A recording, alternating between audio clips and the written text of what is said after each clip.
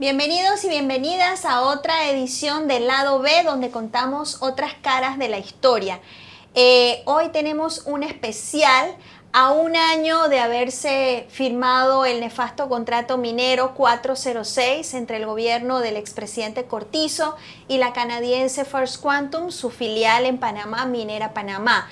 Este contrato fue declarado inconstitucional por la Corte Suprema de Justicia. El día del fallo fue el 27 de noviembre del 2023. El 28 se dio a conocer el fallo, pero el 20 de octubre se firmó esto por parte del Ejecutivo, se publicó en Gaceta. La aprobación en los 3 debates se dio en menos de una semana. Vamos a recordar a un año esa lucha. Recordemos que más de 40 días de protesta en todo el país llevaron a la determinación al final del gobierno de aprobar una ley de moratoria minera y también pues este fallo de la Corte que todavía no se ha ejecutado del todo. Ahí tenemos que estudiar qué es lo que está pasando. Para eso tenemos con nosotros primero a Aubrey Baxter, activista del colectivo Ya es Ya, también fotógrafo, fotoperiodista. Él fue herido en estas protestas, su caso actualmente está en el Ministerio Público. Tenemos también a Renata Spooner, bióloga, coordinadora del colectivo Ya es Ya, miembro de Panamá Vale Más Sin Minería, una agrupación que aglutina unas 500 organizaciones ambientales. Y tenemos también el autor, el profesor, filósofo Abdiel Rodríguez Reyes, autor del libro El despertar de un pueblo. Vamos a tener una conversación pues a un año de estos sucesos. ¿Qué pasó? ¿Qué está pasando? ¿Y qué va a pasar? Empezamos contigo, Abdiel, pues gracias por venir. Cuéntanos un poco primero, a un año pues ya tienes algunos meses de haber lanzado. Cuéntame cuál es el centro, pues tú recoges toda esta lucha en el libro El despertar de un pueblo, si me lo permites para mostrarlo, un ensayo sobre cómo un pequeño país se enfrentó y ganó a una gran transnacional. Te pregunto, ¿ganó? Sí, bueno, realmente el ganó se lo puso el editor. Pero entonces, realmente nuestra idea del libro era precisamente narrar esa otra cara que no necesariamente está en los medios tradicionales y que por supuesto no estaba en la versión oficial del gobierno. Y mi libro narra los hechos desde un compromiso también, de un compromiso político con el pueblo. Se me preguntará, bueno, ¿qué es el pueblo? Bueno, somos aquellos que estamos oprimidos. Y dentro de esa opresión cabemos muchos y muchas, e incluso tenemos que decir que también la naturaleza podría entrar allí, porque también somos parte de un mismo sistema en donde los seres humanos necesitamos estar en armonía y en una metabólica relación con la naturaleza. Creo que fue una lucha importante que no ha terminado.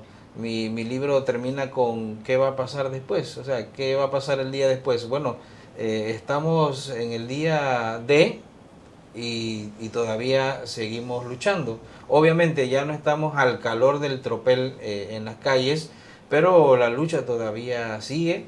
Se habla de abrir para cerrar. No sabemos qué significa abrir para cerrar.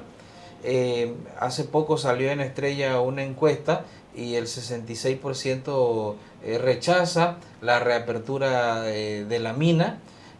La versión oficial y también de los expertos en minería es el daño que está provocando la situación en el estado en que se encuentra. Vemos que Minera Panamá sigue intentando vender una imagen autosostenible de esta actividad, pero lo cierto es que el pueblo, es decir, en su multiplicidad, porque no podemos decir que había un grupo organizado, sino que era una multiplicidad que yo llamo, utilizando a Tony Negri, como una multitud que salió a las calles, y en ese sentido sí ganó, porque logramos todos y todas unidas en nuestra diversidad presionar para que la Corte fallara de inconstitucional ese contrato. Pero eso no quiere decir que todavía la lucha se acabó, solamente diríamos que ganamos una batalla.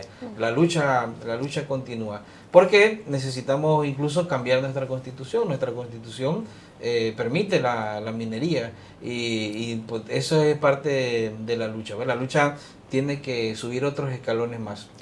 Hablando de un poco de esos escalones, hay, como bien describes en el libro, conversaciones que no se dieron porque se enmarcó a esta dualidad de la Corte o la Asamblea. Entonces, decreto, asamblea. Claro, decreto, asamblea, y no entramos esto, ¿no? A dónde está la conversación abierta, participativa, democrática, de qué modelo queremos, si un modelo ya no más allá del contrato, sino de un modelo extractivo, ¿no? ¿Qué discusiones se sacaron de la lógica de esto por enmarcar pues con la correlación de poder que tiene el Estado, ¿no? Sí.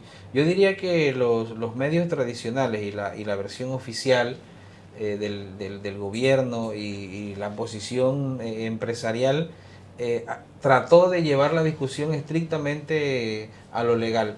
Y mi posición siempre era que eso no es solamente legal, sino que es un asunto político. Y por ser político, entonces nos compete a todos.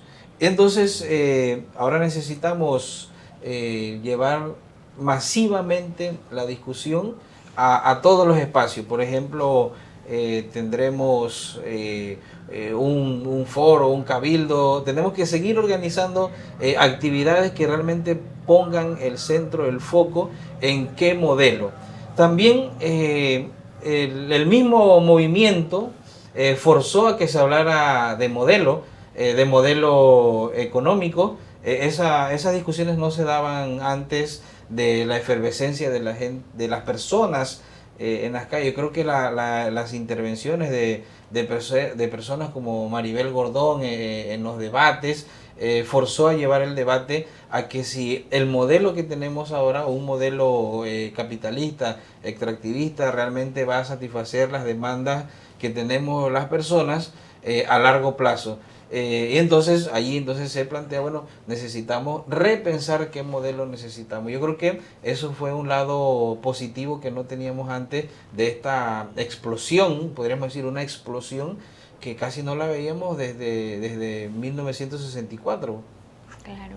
Eso es importante. ¿Cómo tú ves a un año pues de la aprobación de este contrato? Tenemos un nuevo gobierno que tiene pues dejos autoritarios bastante visibles, tiene una historia también de represión.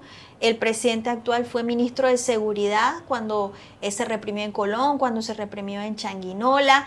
Tenemos toda esta historia y se está hablando de abrir para cerrar. Sabemos que el extractivismo no muere con el fallo de inconstitucionalidad. Esta es una industria pues capitalista que va a seguir arremetiendo, que va a seguir tratando de imponerse. Hay personas que tienen, quizás otros países, otras compañías que siguen teniendo el ojo puesto en esa mina no solo de cobre, sino de oro y de plata, que quizás es lo que produce mayores réditos. ¿Qué análisis haces del movimiento social un año después y de lo que tendría que enfrentar en este nuevo panorama político con este gobierno? Sí, bueno, el gobierno tiene también otras cargas, pues, como la Caja de Seguro Social. Así que si se le unen ambas cosas, la Caja de Seguro Social más la actividad minera, va a ser un gran problema para ellos. Por eso, si hemos escuchado al ministro de Ambiente, a Juan Carlos Navarro, que él conoce muy bien el tema, tener la posición de que eso se va a discutir el próximo año, ¿ves? O sea, hábilmente él está planteando eso porque sabe que no puede hacer las dos discusiones a la misma vez, sabiendo que ambas cuestiones, el seguro social y el tema minero, despierta la efervescencia popular.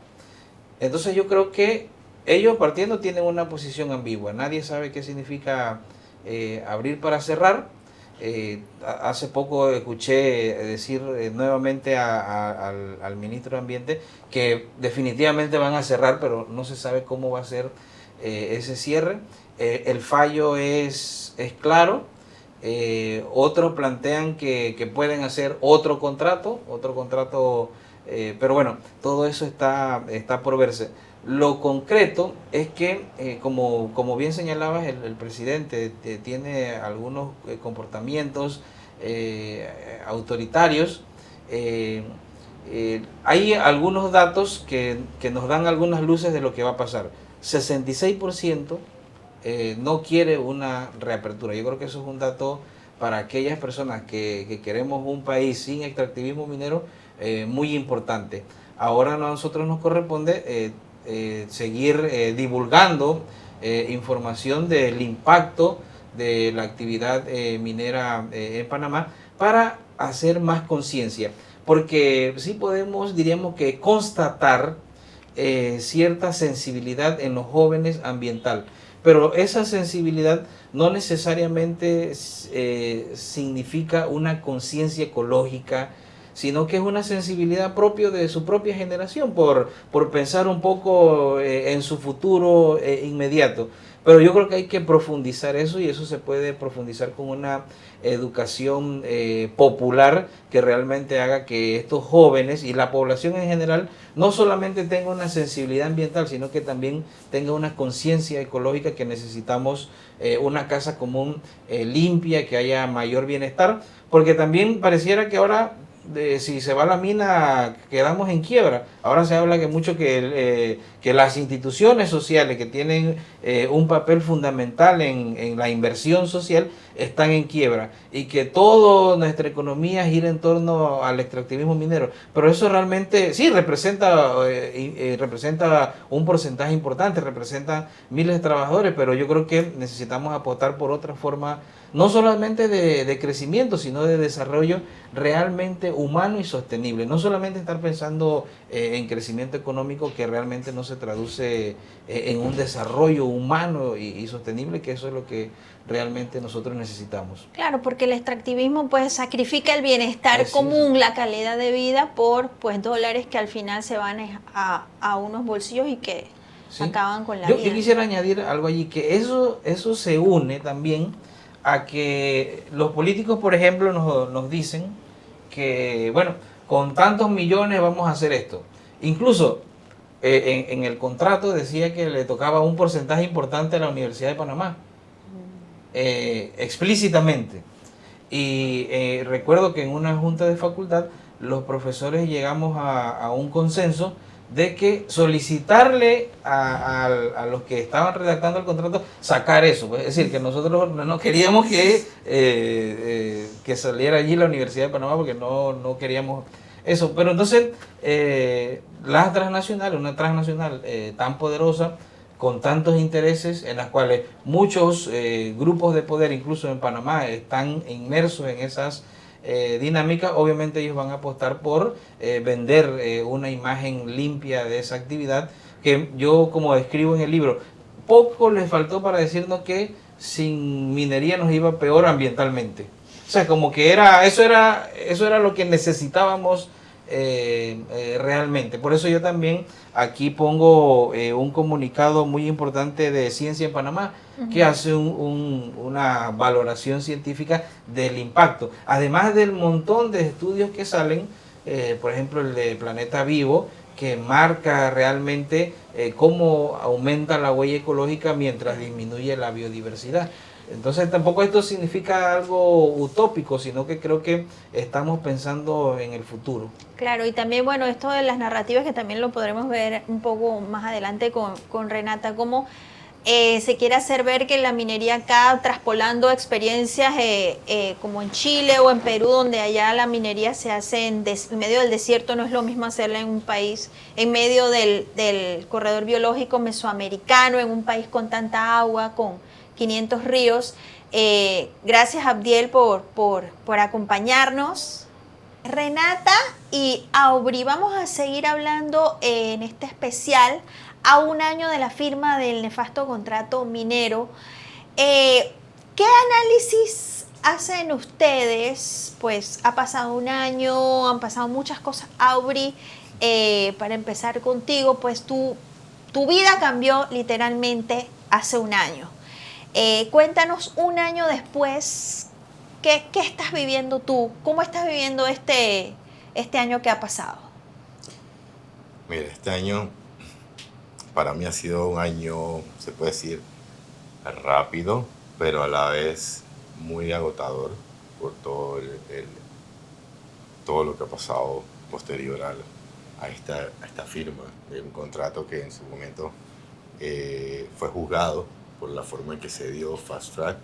Entonces, ha sido en esa misma forma, pues un proceso que para mí yo quisiese que fuese más rápido en el avanzar. Nos lleva a mucho entendimiento sobre lo que se dio.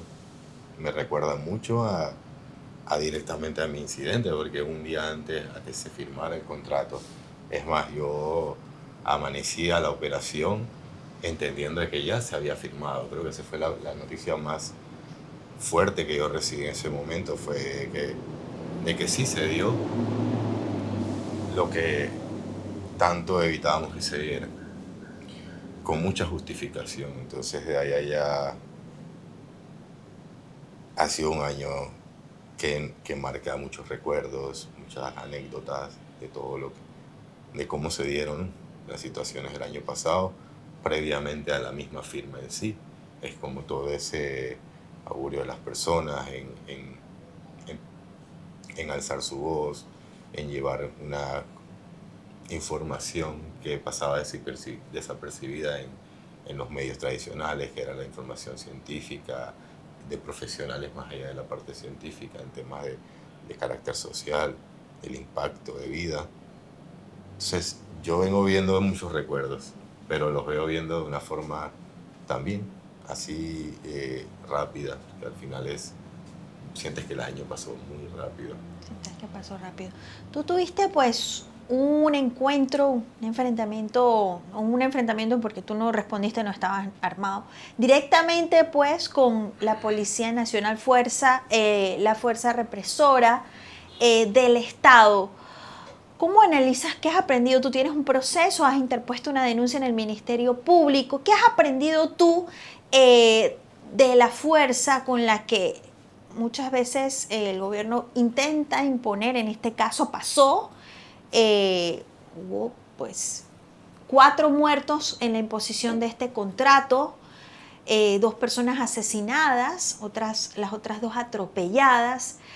¿Qué has aprendido tú de la fuerza pública?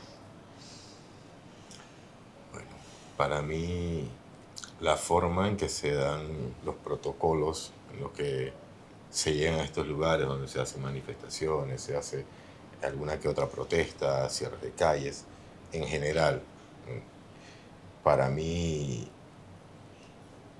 yo he visto mucho esa forma en cómo es cambiante. Yo siento que antes yo percibía las cosas de una forma en la que el peligro era más visible, o lo que no era tan peligroso también era de una forma, ¿no? Pero todo eso cambió ese día, porque para mí, en lo que fue un momento de agresión para todos, yo estaba desprevenido, o sea, estaba conversando en ese momento y fue reaccionar a eso. Pero posterior a eso, yo regresar al lugar, solamente documentar y sintiéndome en un espacio seguro, porque son autoridades. Realmente esa es la parte en la que todo cambió para mí en la percepción. Es como esto se da, entender de que ese mismo protocolo no solamente se usa en Panamá, mucho en la región latinoamericana, centroamericana, suramericana. Se da mucho la parte de represión a personas que en su libertad de expresión están protestando. Entonces, para mí ahí, en una parte que cubre el evento, de alguna forma, llevar esa comunicación de lo que pasaba realmente, siento que ahí hay un carácter de violencia agregada para no solamente al pueblo, sino a quienes tratan de, en cierta forma, darle voz al pueblo, que no era de una forma fácil en los medios. ¿Saben? Y ahí eso es lo que a mí me marca, es cómo podemos seguir en un proceso hacia adelante, porque aquí tiene que pasar, como quien dice, no puede pasar como si nada hubiera pasado. Y esto lo recalco en el tema de que yo he conocido mucho el tema de personas con discapacidad, que lo veo con otra perspectiva, pero también personas que han sido discapacitadas en la acción de funciones de seguridad.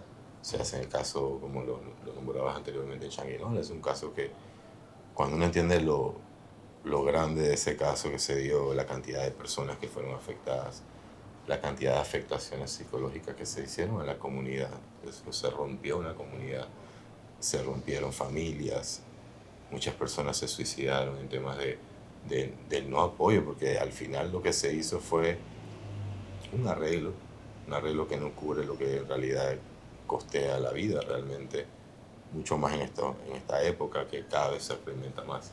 Entonces siento que la situación del país es sensible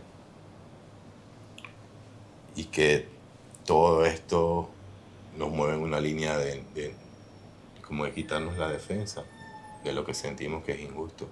Entonces, tácticas que se den hacia adelante sobre cómo se limita el nivel de protesta o cómo se le da a estas autoridades más fuerza dentro de espacios en los que no se requiere ese grado de fuerza. O sea, puede que sí llegue puede escalar a un punto en el que se requiera, pero eran espacios en los que yo siento que se violentó mucho a la vida de la tercera edad, a la vida de niños, a la vida de un pueblo, que unido, como decía el compañero, en multitud, se presentó a las calles.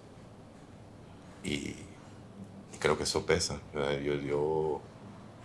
Es un proceso que yo estoy llevando contra quienes atentaron contra mi vida, pero al final es algo que también más allá en detalle, hay una investigación adentro. Pero sí se puede analizar mucho de lo que sale ahí. Claro, me gustó lo que dijiste, no puede pasar como si nada hubiera pasado.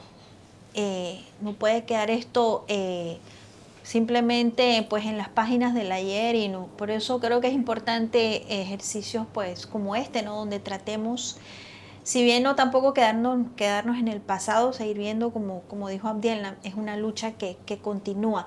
Te quiero hacer una pregunta que bien puedes decidir no contestarla, pero me parece que todo esto se va a enmarcar, ¿no?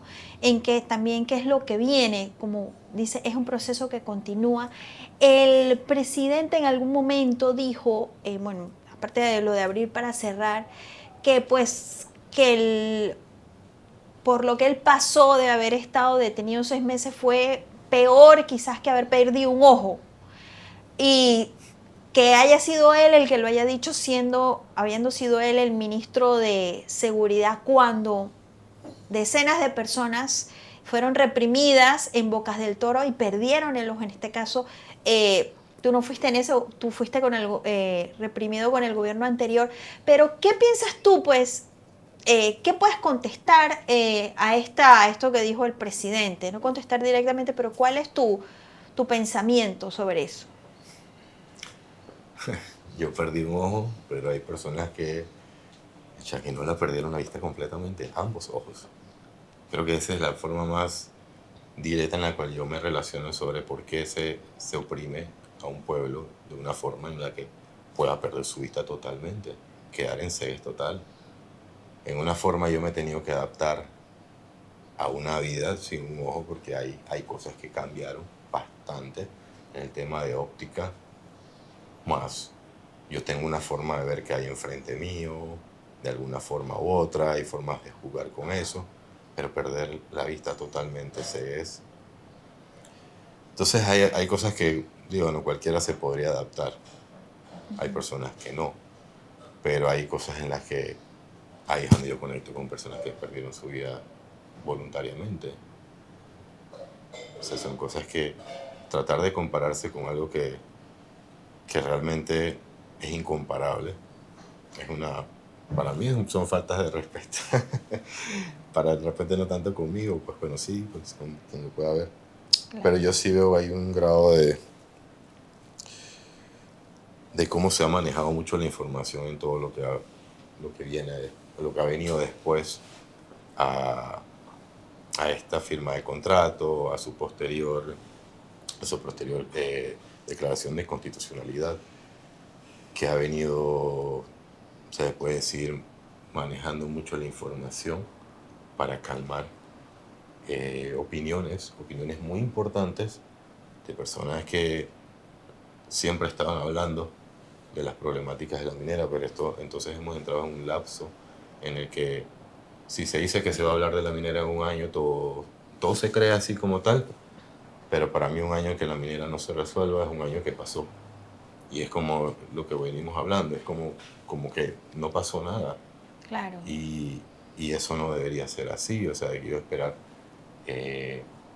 a ver una acción muy concreta, algo que es de carácter primario en el tema ambiental en Panamá, pasa a niveles terciarios y hasta en un quinto plano versus,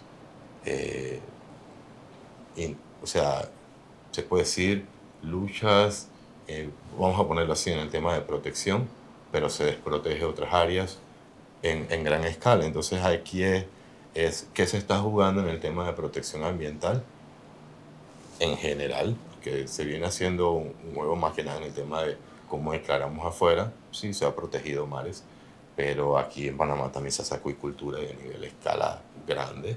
Y igual podemos hablar, así como el tema minero, hacia afuera, igual hacia qué países se van estos dineros que destruyen en Panamá. O sea, aquí hay mucho que se destruye en el tema ambiental, pero se cubre mucho en salud, vamos a ponerlo así, en decir, multo a no sé quién, aplicamos en estas firmas internacionales para cubrir, o voy a tal lugar, pero realmente no se está haciendo nada en Panamá, en una lucha que marcó un precedente en este país como bandera o estandarte internacional de lo que es la lucha ambiental. Entonces las autoridades que tomaron posesión en algo que se criticaba mucho, que era el líder de un ministerio que era a la vez lo contrario a proteger el ambiente, era un ministerio que promovía la minería. Entonces el nivel de incongruencia que se daba, ahora no se da una incongruencia, sino que se da se puede decir una desaparición a la autoridad real en tema de minería. ¿Por qué no se han hecho estudios? O sea, ¿por qué no se ha influenciado en traer personas que avancen procesos que son necesarios? O sea, se está disipando la contaminación que están haciendo. O sea, ¿a qué les dan tanta larga? Porque lo único que yo puedo decir así es, bueno, vamos a esperar a que eso se cure dentro de lo que se pueda ir a investigar después. Pero son cosas que se exigieron en su momento. Y no estoy hablando desde el momento que se firmó el contrato, estamos hablando de años atrás.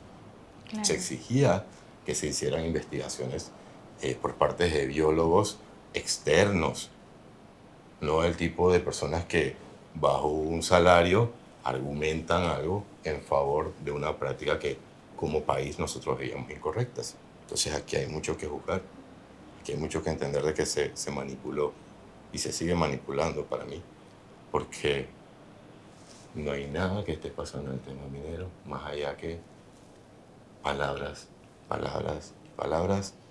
que entran en lo que es política.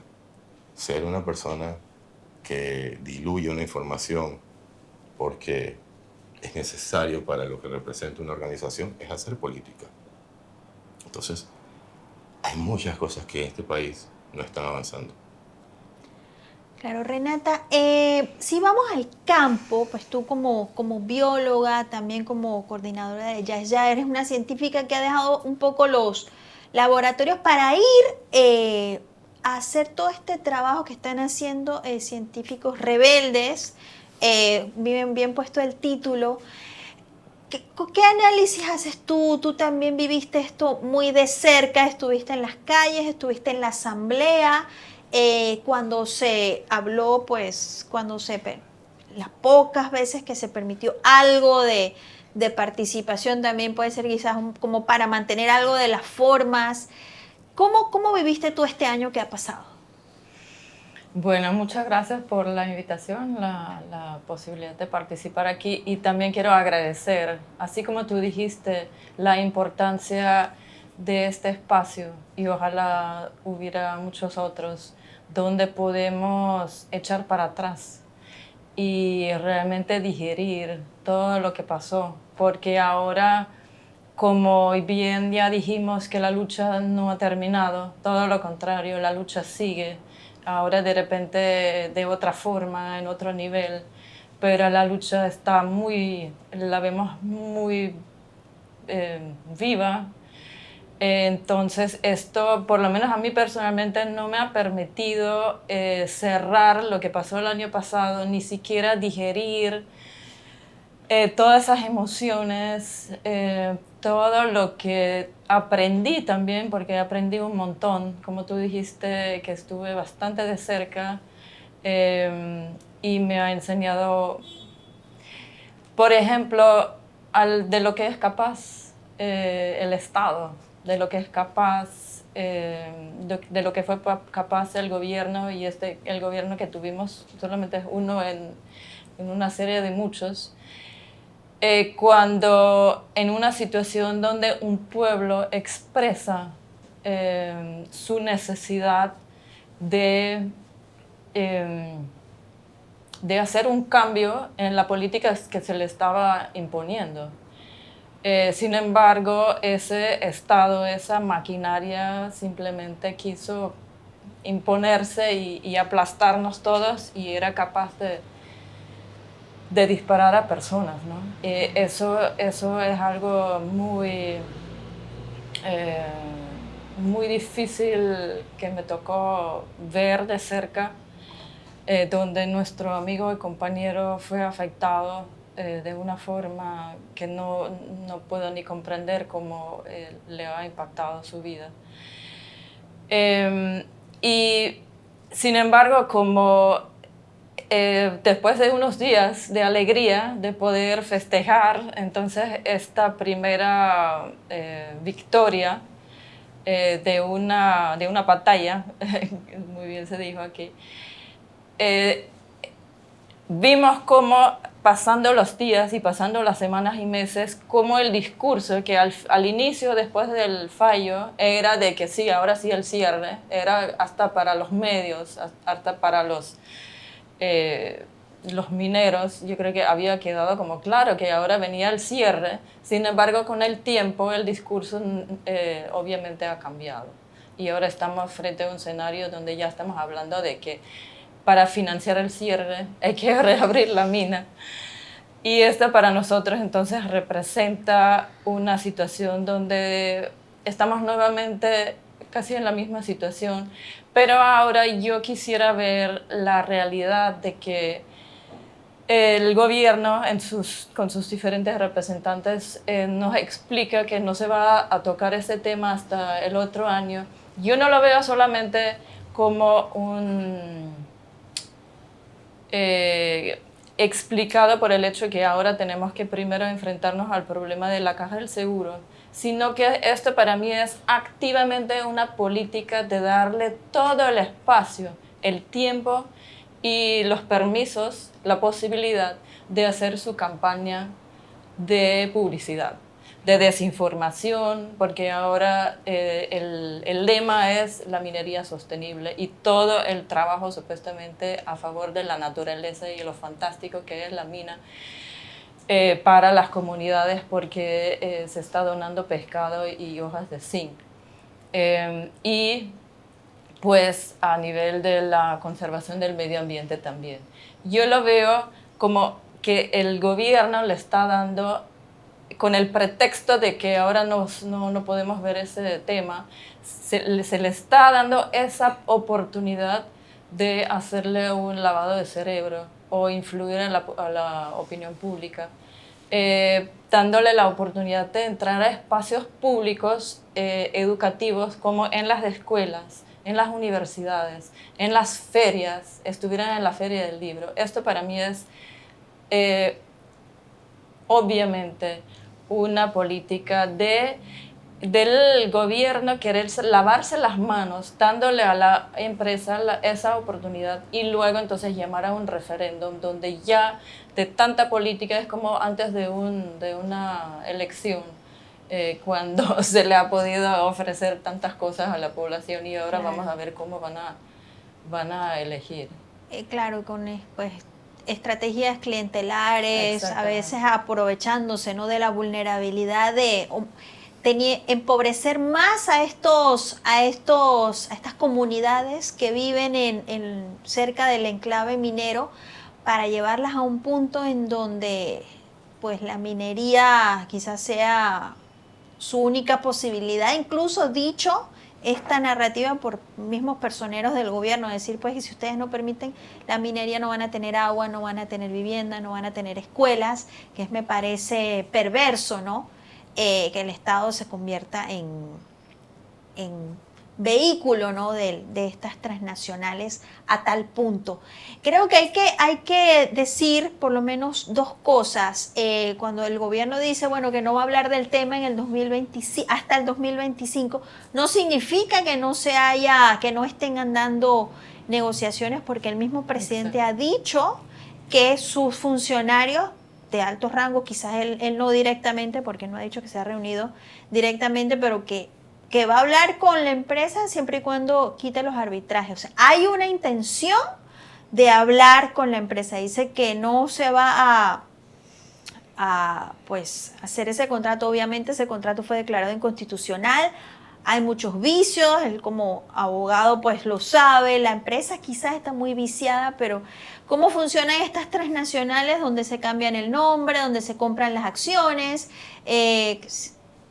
Quizás si no está en la Constitución, no puede estar en la Constitución que haya una participación de un Estado, quizás se cambie la forma, pero hay una clara intención, si no solo de esa, de otras empresas o de otros estados, de mantener la actividad, reactivar y seguir pues lucrando y seguir extrayendo en Donoso. Y también está, porque también la intención o estuvo, ahora por lo menos está vedada, pero hubo una intención en Barro Colorado también.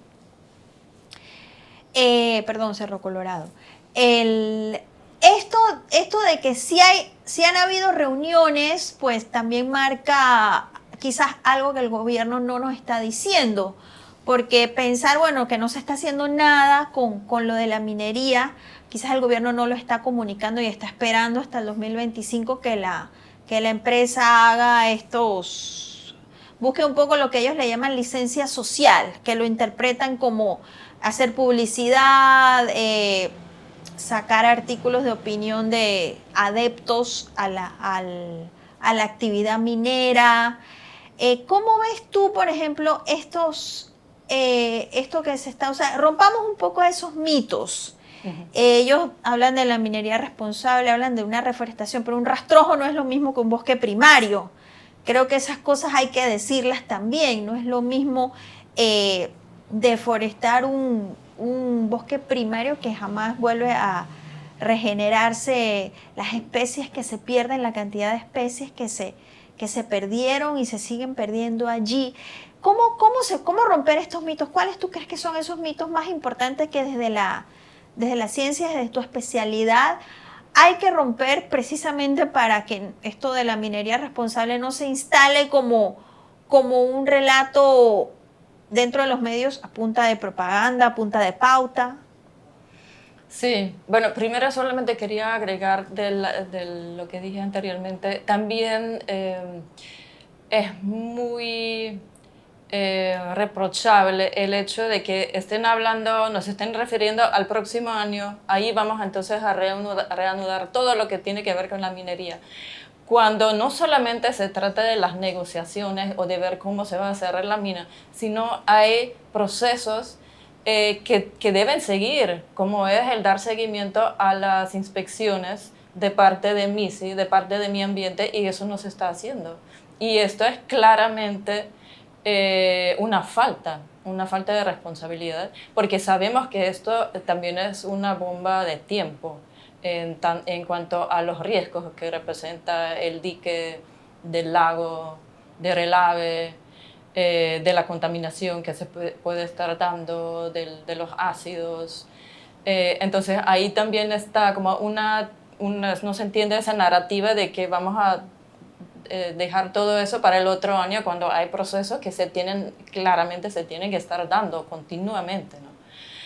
En cuanto a esos mitos de la minería sostenible, bueno, yo creo que podemos verlo, no solamente concentrarnos en la mina de Donoso, sino ver que esto es una mina en la secuencia de la minería que ya se ha dado en el país, donde hemos visto casos de contaminación, casos de abandono, o sea, un manejo realmente muy malo para el ambiente, para las poblaciones. Y esto es la última en esta secuencia. Y también cuando vemos al extranjero, porque lastimosamente los argumentos de los mineros, de la empresa, es que no tenemos prueba. Bueno, no tenemos prueba de contaminación justamente porque el gobierno, el Estado, no ha puesto en función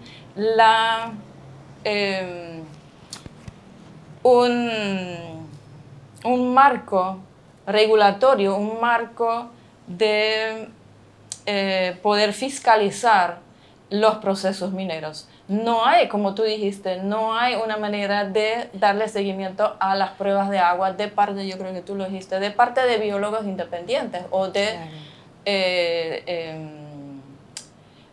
análisis independientes. Claro, no hay manera de confirmar lo que dice la empresa, incluso lo que dice, sabiendo toda esta historia de que el Ministerio de Ambiente pues se plegó, no sabemos, no tenemos las pruebas de que lo esté haciendo, pero se plegó a los intereses de la empresa, incluso de que los ciudadanos puedan cuestionar la labor del Ministerio de Ambiente y querer confirmar. No hay manera de hacerlo porque uno está el enclave, no está el acceso a los sitios, y tenemos, bueno, como bien dijiste, la historia de la mina de Petaquilla, de la mina de Santa Rosa, que se quiere volver a reactivar con ahora la empresa Veragold. Entonces no somos nuevos a los daños ambientales. Exacto, ya lo hemos visto. Y seguir apostando a una actividad que ya hemos visto, que ya le ha costado la salud a muchas personas, y que por falta de conciencia de nuestros gobiernos no hemos podido poner a funcionar un sistema de fiscalización, un sistema que le pueda garantizar la seguridad tanto en la salud ambiental como en la salud humana a la población circundante y a la población nacional, porque esta contaminación puede muy bien llegar también más lejos de la mina. Eso no puede ser un argumento de que esto es seguro, porque sabemos de otros países donde sí se hace ese trabajo. Por ejemplo, en Argentina, que muy bien hay mucha contaminación que causa toda clase de enfermedades. Y sabemos de los mismos trabajadores de la mina que en la mina no estaban tomando el agua del lugar, en la mina estaban tomando agua de garrafones. Y esto yo creo que ya nos dice mucho sobre la misma precaución que ellos tomaban en cuanto a la contaminación que puede haber en ese lugar. Claro, y yo creo que también es importante esto, ¿no? Entender, porque a veces la narrativa es pintar las cuencas hidrográficas como si fuesen departamentos independientes y no ver como que la afectación que tiene la cuenca pues allá en Donoso bien perfectamente puede afectar otras cuencas, porque todo el ciclo del agua se conecta y las cuencas, o sea, son 52 cuencas, 500 ríos. Panamá tiene un río cada como menos de 4 kilómetros, cada menos de 4 kilómetros. Esa parte es importante. Es un mito que creo que es importante romper, ¿no? La afectación al ambiente no se constriñe a Donoso, hay una afectación a todo el país. Háblame un poco de esta interacción, de esta conexión, ¿no? Sí, es muy importante siempre tomar en cuenta que en la naturaleza todo está conectado. Y es algo que nos cuesta mucho entender y siempre tener presente. no hay afectaciones locales que con el tiempo no se vayan como afectando zonas más hacia afuera, porque a través de la red alimenticia también se van yendo esos elementos que pueden ser tóxicos de las plantas a los herbívoros, a los carnívoros y terminar en la red alimenticia que al final nos afecta a todos, incluyendo a las personas, ¿no? Y también recordar que el ecosistema marino también está conectado con esa cuenca de los ríos que están afectados por la minería y muy poco hablamos de ello, porque toda esa contaminación va a llegar, inclusive contaminación térmica, o sea, el calentamiento que causa la estación térmica, la termoeléctrica en el Puerto Rincón. Todo eso afecta a los ecosistemas marinos. No he visto estudios, igual que no he visto estudios sobre las otras afectaciones. Y yo pienso que también un argumento importante es que al reabrir esa discusión de que abrir para cerrar, no entendemos qué significa esto, porque tener que financiar el cierre con una apertura, esto como que no tiene entonces término, ¿no? En el tiempo, hasta dónde se tiene que abrir otro hueco y otro hueco, sabemos que son 3 tajos. Y esto entonces nos da nuevamente, abre la posibilidad de que vaya a haber otros proyectos mineros en el país cuando sabemos que la población masivamente habló en contra de la minería. Eso parece como una premisa un poco infantil, ¿no? Tenemos que abrir para cerrar. Hablemos un poco ahora los dos. Yo he escuchado pues algunas personas ahora que siguen, ¿no? Defendiendo y que están en su derecho, ¿no? Pero el problema es cuando cuando utilizan otras tácticas que no es el debate abierto, estudios científicos. Entonces ellos defender y como satanizar un poco la opinión al decir ambientalistas radicales. He escuchado como el término que están utilizando ahora, y tratar un poco de esquinar a quienes se oponen a la minería, la mega minería a cielo abierto, como personas que están radicalizadas, que están en contra del desarrollo, que están en contra del progreso. ¿Cómo se puede pues romper este mito?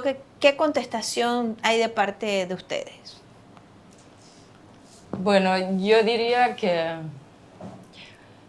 no aceptaría la palabra radical, pero a eso puedo contestar que la situación es radical. Nos encontramos en una emergencia ecológica, climática, donde esto no se conoce abiertamente por la población, muy poco se habla de esto. Ya hemos hablado del rol de los medios que no nos informa realmente sobre los verdaderos problemas, los verdaderos roles que juegan los diferentes poderes. Y justamente hace unos días atrás salió otro informe sobre el estado del clima que nos advierte que estamos realmente en una situación absolutamente crítica, donde ya hemos pasado diferentes puntos a los que no queríamos llegar, a lo que en los acuerdos de París, por ejemplo, nos habíamos puesto límites, digo nosotros, porque estos son los gobiernos, que no necesariamente representan la necesidad y la opinión de sus pueblos, pero ya estos puntos como un calentamiento, cierto calentamiento que nos iba a garantizar un clima todavía bastante seguro, ya estos puntos obviamente ya los hemos pasado. Podemos ver a todos los desastres que están pasando en diferentes partes del mundo. Entonces, es en esta situación que los ambientalistas, y yo no hablaría de ambientalistas, porque es la población que está viendo la situación y que está realmente sumamente preocupada y aterrada, conociendo poco a poco. Yo creo que son muchas las personas que ahora se están dando cuenta de lo que tal vez anteriormente no habían escuchado, a pesar de décadas de alertas de parte de los científicos, que esto es verdaderamente crítico y pone en riesgo el futuro nuestro, de nuestros hijos y de las futuras generaciones, no solamente humanas, sino de todas las especies. Entonces es en ese contexto que debemos ver la reacción de los jóvenes, por ejemplo, porque la minería, lejos de ser la solución, como se presenta muchas veces por la transición energética que se nos vende como la gran solución a todo, es simplemente otra manera de imponer un sistema depredador de las poblaciones y de la naturaleza, en la búsqueda de la mayor ganancia posible, ¿no? Es realmente así lo podemos ver, porque la transición que nos pintan es simplemente una transición de fuente de energía para seguir con el mismo sistema de desarrollo. Claro. Aubrey, ¿tú qué piensas de esta etiqueta de ambientalistas radicales? Ok. Mira, antes de considerarme ambientalista, soy un protector de las especies. Creo que a través de la del entendimiento de las especies, conocerlas, entenderlas, saber que hay muchas que no hemos descubierto como humanidad, no hemos descubierto muchas especies y que hay muchas que hemos erradicado. Ese concepto de la erradicación de especies va mucho en la línea del desplazamiento social.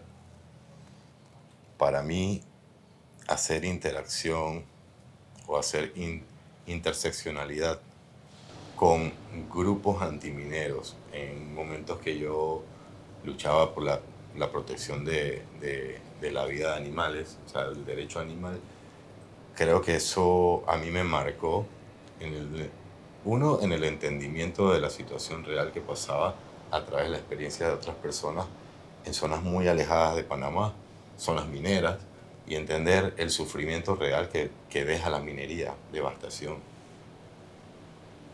Para mí, eso marcó un principio de investigación.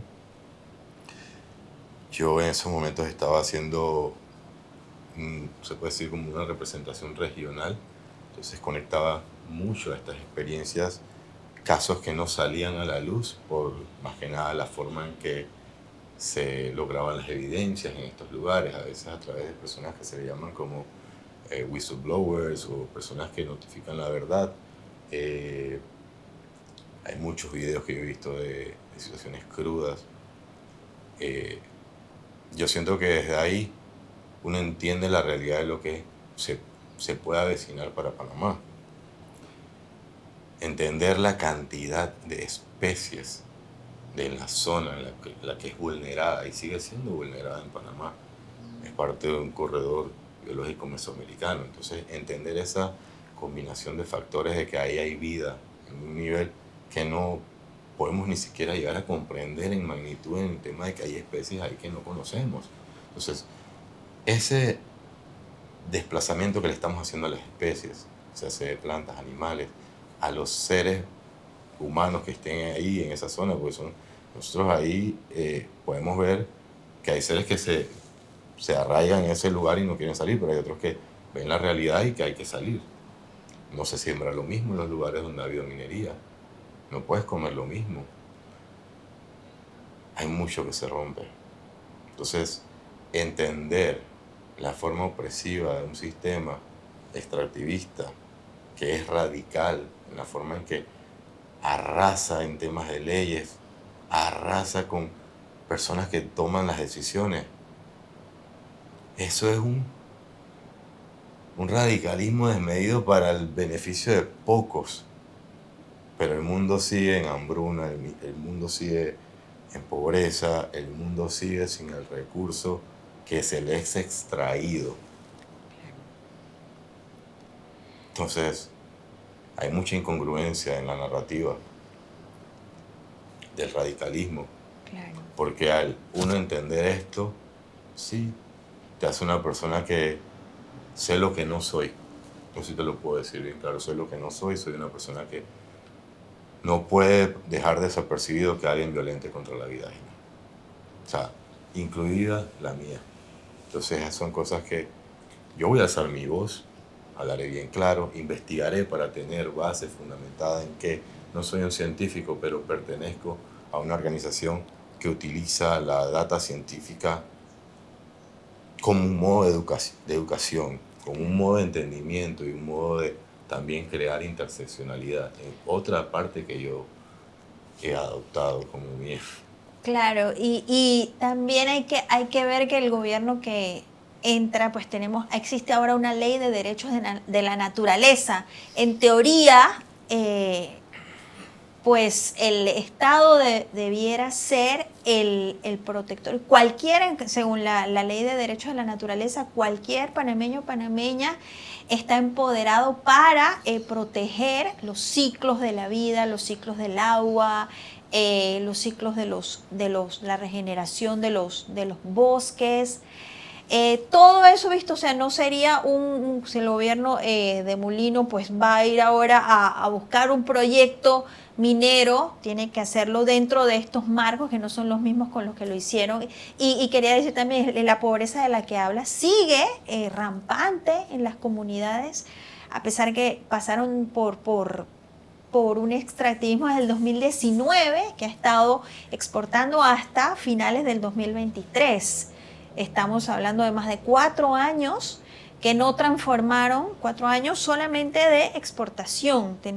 Agrégale los años de construcción del proyecto y no han podido salir ni las mismas, son de los más pobres que tenemos en Panamá. Entonces, este relato de bonanza económica para las comunidades aledañas, creo que pues ese relato se mata con los datos, ¿no? Haciendo el paralelismo de lo que decía la misma compañía minera, ¿no? Hablemos ahora, veamos esto un poco dentro de la geopolítica. El cobre se considera también un material nuevo, se publicita como un recurso, un metal importante para la transición energética, pero la transición energética vista dentro de los cánones del capitalismo, del consumo masivo, esto de crecer indefinidamente, y algo que no es un dicho mío, pero no se puede crecer infinitamente en un planeta finito. Entonces, ahí pues ahora tenemos conflictos en todo el mundo, una nueva economía, porque también hay un desgaste del modelo en los países del norte que están buscando nuevos materiales, nuevos recursos en el sur. Entonces, ¿cómo entra? Panamá no aporta grandes cantidades, pero sí es un actor importante por estar, no lo quiero decir, pero como lo que considera Estados Unidos su patio trasero, que no lo somos, pero estamos no se puede negar el nivel de influencia. ¿Cómo entra entonces esto en la geopolítica, en que sea el cobre algo para la transición energética? ¿Qué mitos hay que romper con ese relato? Sí, así mismo como lo dices. Ese es el análisis cómo nos presentan la narrativa desde la economía clásica, ¿no? Que el crecimiento es necesario y pues en esa situación que de ahora se reconoce que tenemos una crisis climática entre tantas otras crisis ecológicas que siempre es importante tener presente y eso yo creo que es importante en ese análisis, que justamente no es solamente la climática, no lo podemos reducir a la climática y buscar con todos los medios posibles una solución a esa crisis mientras entonces profundizamos las otras, pero no las vimos en el momento o las olvidamos y nos concentramos en esa. Eso no funciona. Tenemos que ver la situación crítica en la que nos encontramos, sin duda, pero de una forma sistémica. Y por lo tanto, está, yo creo que ya bastante bien aceptado que seguir creciendo, especialmente en el norte, es imposible. Imagínense con una economía que crece, no soy economista, pero entiendo que el crecimiento debe ser como por el 3% para que una economía sea saludable. Entonces, con un crecimiento de esa naturaleza, se duplica la economía cada 25 años. Eso significa una duplicación del uso de energía, una duplicación del uso de materiales, y eso es justamente lo que se entiende que ya no podemos tener por la situación crítica en la que nos encontramos, donde también salió en estos días un informe del Fondo Mundial para la Naturaleza, WWF, sobre el índice de las poblaciones, donde desde los años 70 las poblaciones bajaron un 75%, en América Latina un 95%. O sea que no solamente la situación climática la que tenemos que encontrar una respuesta, no quiero decir una solución, son crisis de biodiversidad, crisis ecológicas en todo su conjunto. Por lo tanto, la respuesta que se nos quiere vender de simplemente cambiar de fuente de energía, ahora con los renovables, entre comillas, porque lo renovable es el sol, la energía renovable es el viento, pero los aparatos que usamos para aprovechar esa energía renovable no son renovables, son estructuras que se tienen que fabricar con ahora mismo el uso de energía fósil, y mucha, y tiene su utilidad, tiene su duración. En el caso de las placas solares entiendo que son unos 25 años, la batería mucho menos. Claro. Entonces entiendo de los especialistas de esa materia que ni siquiera para la primera generación de todas las baterías, placas yo creo que sí, pero de todas las baterías, de todas las conexiones de cables de cobre justamente, no tenemos en el planeta la suficiente cantidad de minerales. Ahora imagínense para la segunda generación, porque el reciclaje de esos materiales está en su infancia realmente. Claro. Es muy poco lo que se puede reciclar. Claro, yo leí una vez, se necesitarían 6 planetas Tierras para poder suplir esta transición energética con estas lógicas de consumo y de crecimiento que nosotros llevamos, y también está la concentración de esa riqueza, ¿no? Que es otra cosa, porque los países crecen, por ejemplo, lo que daba aquí la minería, lo que se registraba en el PIB, era un crecimiento artificial, porque de ese intercambio lo que quedaba prácticamente era solo lo operativo, ¿no? Todo eso, toda esa venta se registraba como un número, pero salían los capitales, salía el recurso, y los capitales cuando entraban no entraban a manos panameñas, ¿no? Solamente para agregar a esto, entonces en ese contexto podemos entender que el rol de Panamá no puede ser sacrificar su gran biodiversidad, especialmente hablando de Minera Panamá, en un área de mucho endemismo y de muy alta biodiversidad como el corredor biológico mesoamericano, para satisfacer esa demanda en el norte, especialmente de ciertos materiales como el cobre. Cuando Panamá, y no se nos puede, porque muchas veces se escucha el argumento que Panamá también tiene que contribuir a la necesidad de producir ese material para la transición energética de la humanidad. Cuando Panamá ha contribuido casi nada a esa situación de la crisis climática. O sea, ese argumento justamente no funciona. La contribución magnífica de Panamá es mantener esa biodiversidad, visto que también estamos en una crisis ecológica de biodiversidad. Entonces, ¿qué mejor que mantener eso? Cuando eso también se necesita. Se nos quiere imponer un plan éticamente que es funcional a estas transnacionales extractivas, ¿no? Aubrey. Bueno, esa es como la doble moral, como quien dice. Sí se necesita mucho, pero no lo sacan del propio patio de sus casas. Entonces, el nivel de lo que todos, pongámoslo así como en Panamá, sabemos que hay mucha división de clases, la cual siempre cae y recarga el valor de todo lo que tiene que ser pagado, más que nada, en la gran mayoría, el pueblo. Veámoslo así, estamos en el sur global, norte global, en la misma situación de divisiones de clases. Los de arriba siempre van a sacar de los de abajo. Y eso es lo que ha marcado por muchos años. O sea, no es como que de 10 años para acá, ni 100 años. Viene marcando de la misma forma. Es desde ahí donde ya uno dice, ¿por qué Panamá? ¿Por qué Panamá tiene que poner esa parte? Si Panamá realmente, como lo decía la compañera, no es responsable de ese gran problema que se ha creado en el tema de la desmedida en el consumo. Entonces, aquí en el planeta entero hay una problemática de consumo, no se escapa a Panamá. Entonces, hay muchos análisis que hacer.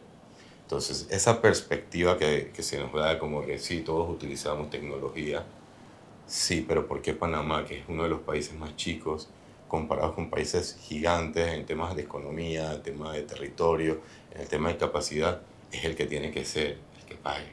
Entonces, eso es viendo lo mismo, porque siempre se le quita al que menos tiene. Entonces, aquí en Panamá se lucha desde hace muchos años, se viene luchando por derechos sociales, de trabajador, de mujer, todos los grupos que han sido oprimidos y minimizados. Es la gran cantidad de grupos que salieron el año pasado. Entonces, retomar qué es lo que nos unió el año pasado a todos dentro de una misma problemática. Entender eso es lo que debería hacer que podamos tomar buenas decisiones en el tema de qué se hace en Panamá, esa doble política, que es la que firmamos acuerdos afuera que son sumamente pensados, o sea, se pasan debates inmensos y se llegan a estos entendimientos de forma internacional, pero llega esta persona a Panamá y o es que fue a hacer una cara afuera, o es que la política interna no permite que lo que sea que firmemos afuera sea concretado acá. Entonces hay mucho que cambiar en el tema de cómo se toman esas decisiones aquí, principalmente en el tema de los acuerdos que se firmen en relación a los derechos humanos, que tienen que ver con la parte social, la parte ambiental. La parte socioambiental, que es la que se ha unido ahora de una forma, se puede decir como bien solidaria mundialmente, que se entiende. La parte, o sea, no se saca lo social de la parte ambiental. Y esa es la parte que nosotros tenemos que analizar como país.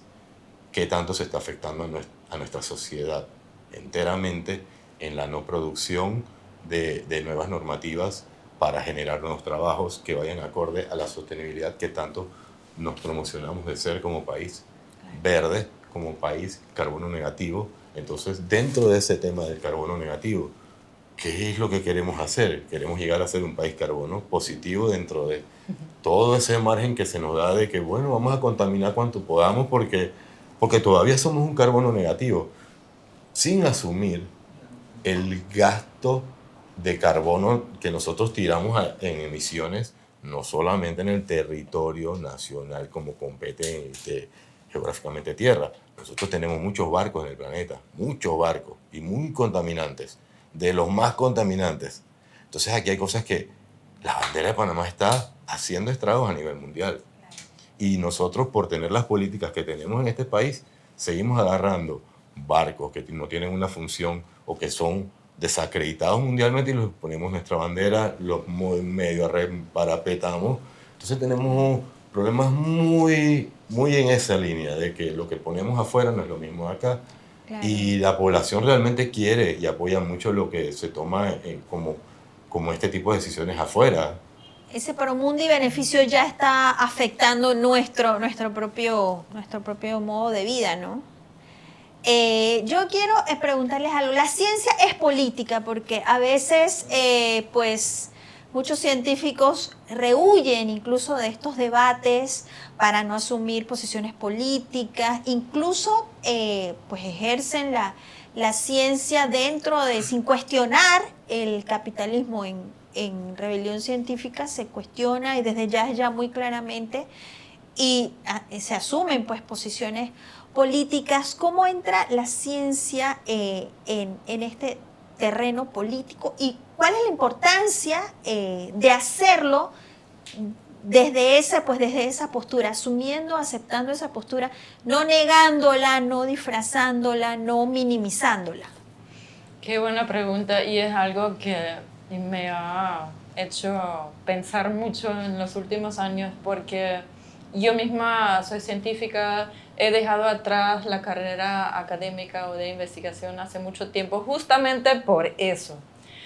Porque yo veía que en el tiempo que me tocó vivir, yo creo que si hubiera vivido en otra época hubiera seguido el estudio porque es fascinante, pero viendo la realidad me daba cuenta que con el estudio muy poco en la realidad se lograba realmente proteger, ¿no? Cambiar ese constante degradación de los ecosistemas y también de las condiciones de las comunidades que ahí viven. Desde que yo llegué a Panamá, desde Europa, donde obviamente la situación es mucho más marcada, pero yo he visto una gran degradación en el ambiente, en los ecosistemas. Entonces uno se da cuenta que desde la ciencia es súper interesante y uno va contribuyendo conocimiento que debería de informar la política para conservar, para conservar la salud del ambiente y la salud de las poblaciones, etcétera, ¿no? Y aprovechar los recursos de la mejor manera. Pero cuando uno ve la realidad, eso no pasa, porque las decisiones se toman en función de intereses económicos y políticos. Entonces, viendo esa realidad, yo tomé la decisión de dejar mi puesto que tenía para entonces acompañar a las comunidades donde podía, ofreciéndole a ellos esa información científica para que la puedan como fundir con su propio conocimiento y entonces para que les sirviera a ellos a tomar las mejores decisiones.